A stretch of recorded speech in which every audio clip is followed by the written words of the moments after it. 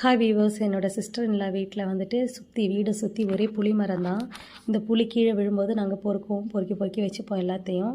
இந்த வருஷம் நாங்கள் ஒரு 5 கிலோ புளி எடுத்துட்டோம்.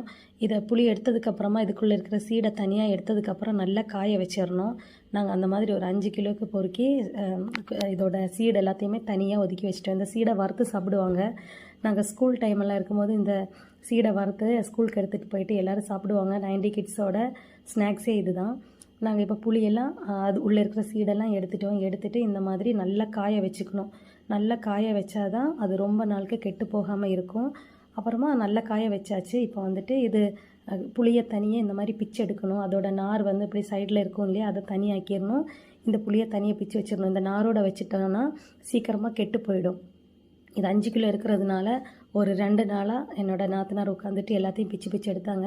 இந்த பிச்சு எடுத்த அந்த தனியாக இருக்கு இல்லையா, அதை நாங்கள் தனியாக வச்சுட்டு அந்த நாரை தனியாக வச்சுட்டு ரசம் எல்லாம் பண்ணும்போது அதை புழிஞ்சு ஊற்றிப்போம். எனக்கு ஒரு 2.5 கிலோவுக்கு கொடுத்தாங்க. நான் சென்னைக்கு எடுத்துகிட்டு வந்துட்டேன். அது கெட்டு போகாமல் இருக்கிறதுக்கு இந்த மாதிரி பரணியில் வச்சு நிறைய கல் உப்பு போட்டு வச்சுருவோம். அப்போ ஒன்றும் கெட்டு போகாமல் ரொம்ப நாளுக்கு வரும். இது எனக்கு ரொம்ப நாளுக்கு வரும். இந்த மாதிரி கல்லுப்பெல்லாம் போட்டு வச்சுருக்கிறதுனால இன்னும் நல்லா சாஃப்டாக குழன்னு இருக்கும். நம்ம தண்ணியில் போட்டு நல்லா பிசைஞ்சோன்னா புளியெல்லாம் நல்லா ஈஸியாக வந்துடும். அவ்வளோதான்.